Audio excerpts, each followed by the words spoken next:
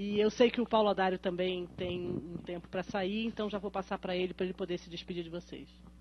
Eu não vou dizer que vou pegar minha bicicleta, né, porque eu sou, como amazonense, eu deveria pegar a minha canoa, mas eu acho que o André colocou um tema que é fundamental. Na verdade, existe por que lutar. E nós todos temos que confiança que a gente vai ganhar essa briga.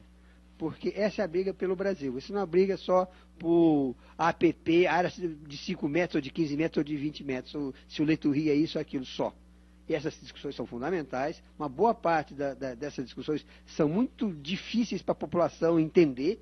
Né? Quando a gente fala de cômputo da APP na RL, as pessoas perguntam: que diabo esses malucos estão falando?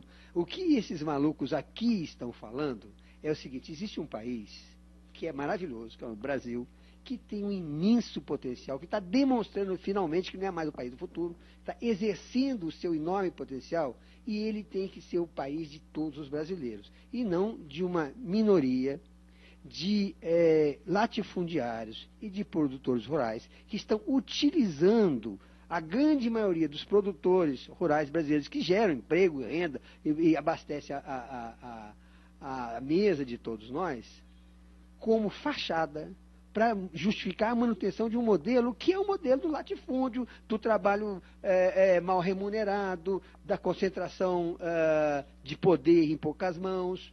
Né? É esse modelo obsoleto do uso extensivo de agrotóxicos voltados para a exportação.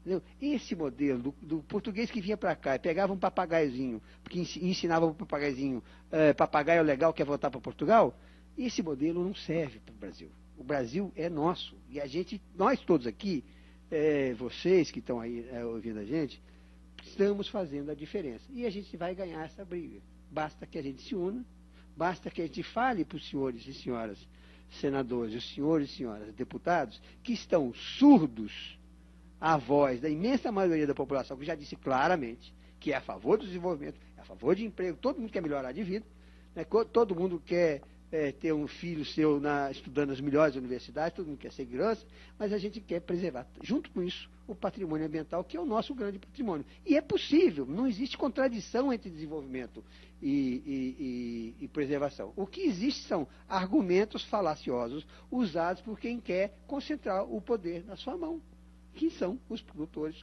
do grande agronegócio, que estão usando o pequeno produtor como fachada, como instrumento. Por isso que a gente acha, inclusive, que a alternativa da discussão do Código Florestal, para responder uma pergunta que você fez lá atrás e que eu não respondi, qual é a alternativa para o governo? A alternativa para o governo é bastante simples nessa questão florestal. A discussão do Código virou política. Ela é uma discussão econômica, não é ambiental, é uma discussão econômica e política. Politicamente, mudança de modelo econômico é uma coisa que demora tempo, a gente tem que construir juntos, nós todos. Isso, inclusive, as pessoas do agronegócio têm que participar dessa construção. Agora, a discussão política que levou o governo a ser derrotado na Câmara, essa discussão tem uma solução.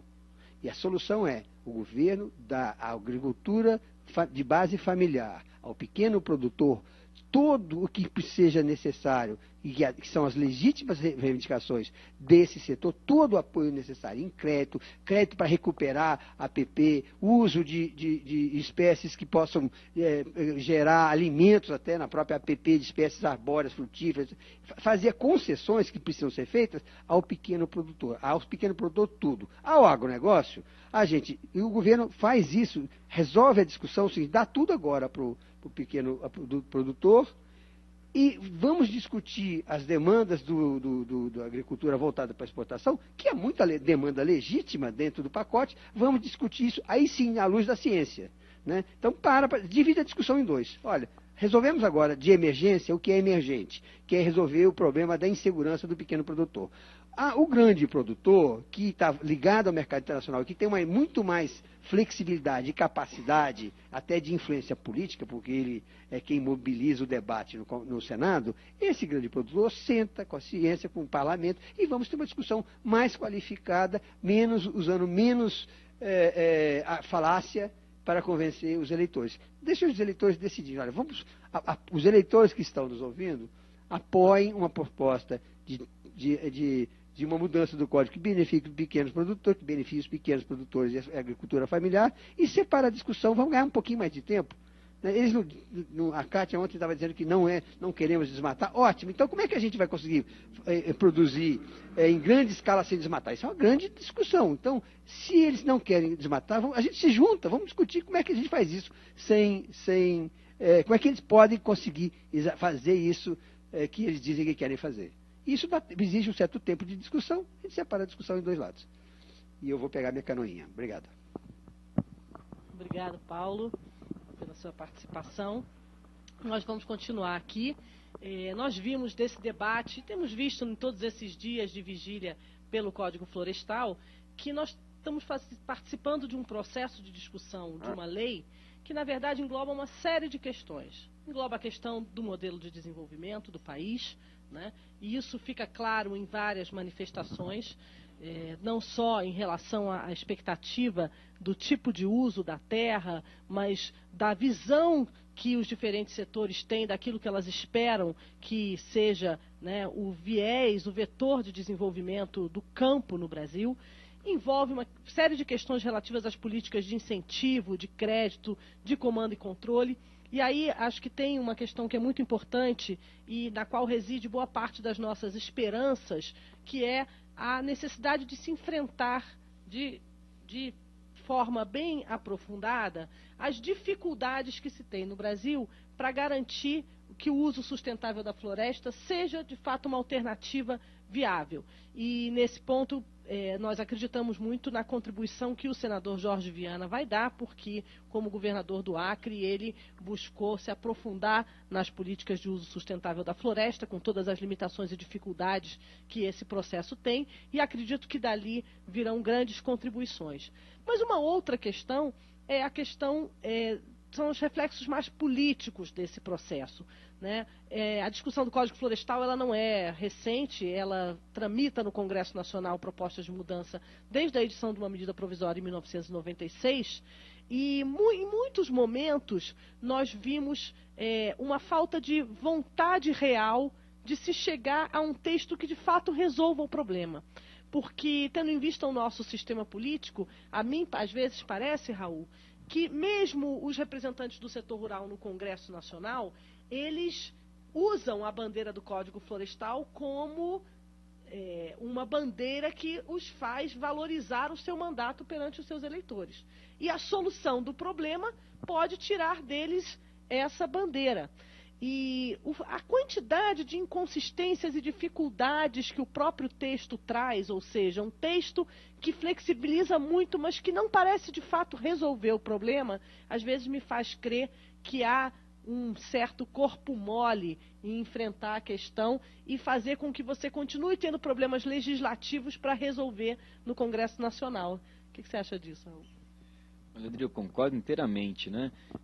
Até vou pegar o seu gancho para ilustrar algumas coisas que não foram debatidas ontem, foram muito tangencialmente, alguns senadores colocaram isso, mas são questões até de coerência jurídica do texto, que é o que a comissão, né, a CCJ, deveria analisar, deveria consertar, ela deveria zelar por ter um texto no mínimo claro, né? Isso é que todo mundo quer. Então, os defensores da mudança da lei têm como, né, a primeira bandeira a tal da segurança jurídica, né?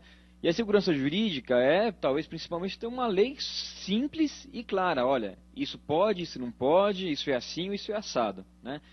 Então, eu vou dar um exemplo aqui, né? Então, se você tem dois proprietários, né, que estão numa região montanhosa, né, num morro com inclinação alta, né, num topo de morro, um tem uma plantação de maçã, né, com curva de nível, né, fazendo um bom uso do solo, e outro tem uma pastagem, né, com o morro caindo abaixo. Muito bem.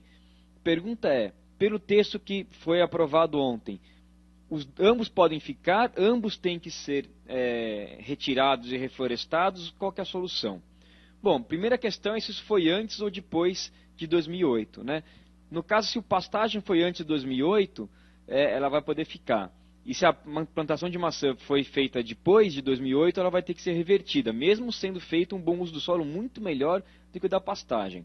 Mas vamos supor que os dois foram desmatados até 2008.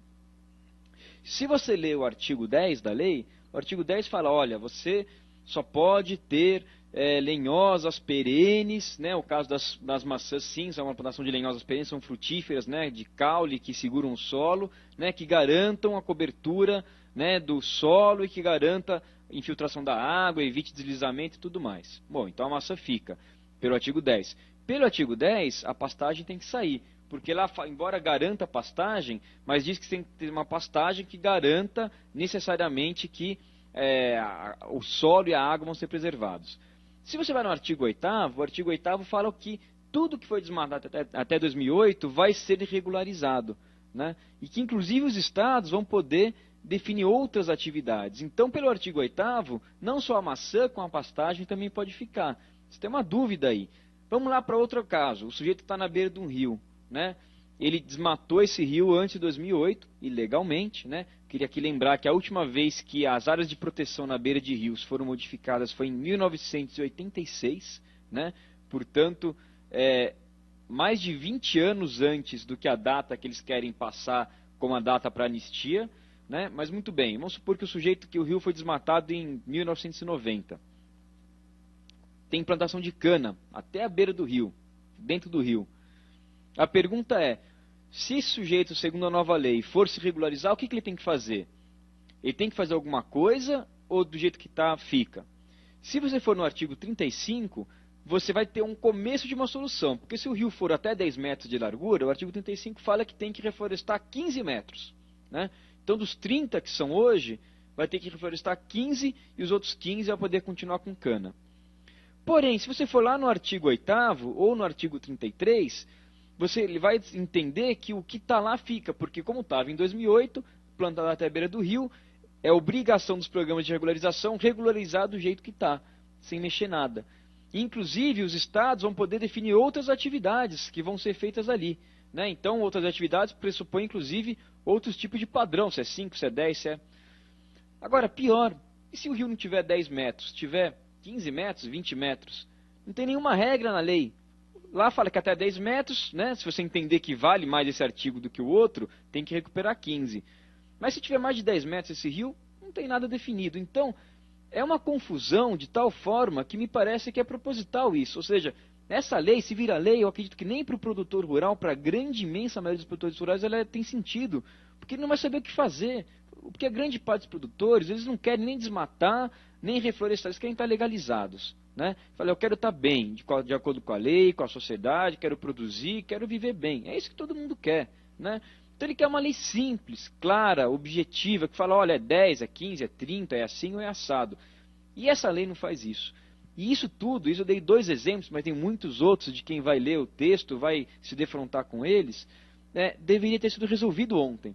Porque era a comissão de ontem, com senadores mais experientes, com senadores muitos juristas, muitos advogados, ex-promotores, ex-juízes, né, que deveriam se debruçar sobre isso, e vários que falaram, de fato se debruçaram e identificaram esses problemas, mas que a nossa expectativa é que fosse resolvido já ontem, né. Mas eu queria colocar o outro lado dessa história, que é que pelo menos houve, como o Paulo Adário colocou, acho que o André colocou aqui, um debate interessante ontem. De fato, a qualidade do debate melhorou, né. Na Câmara a gente via uma grande, imensa maioria dos deputados que estavam na discussão sem saber do que estavam falando, né, sendo liderados por alguns poucos líderes que sabiam muito bem do que estavam tratando, mas usando muitas vezes falsos argumentos, levaram, né, na lábia grande parte dos deputados e votaram em manada. Ou seja, na Câmara houve votação em manada. Os deputados, olha, tenho certeza que 90% dos deputados, se não mais, não tem ideia do texto que eles aprovaram. Tenho certeza disso.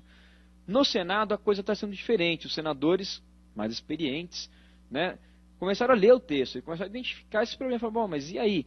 O próprio Blairo Maggi, digamos que é talvez um dos grandes representantes do setor do agronegócio, ele mesmo produtor rural, grande produtor rural, portanto teria o maior interesse em ver aprovado um texto rápido, ele mesmo tem reiteradamente dito que o texto está ruim, que ele não resolve, ele mesmo tem apontado essas incongruências, que ele sabe que para ele, para aqueles que querem produzir, não resolve, ele tem que ter uma coisa objetiva, seja 5, 10, 15, 30 metros, que seja objetivo.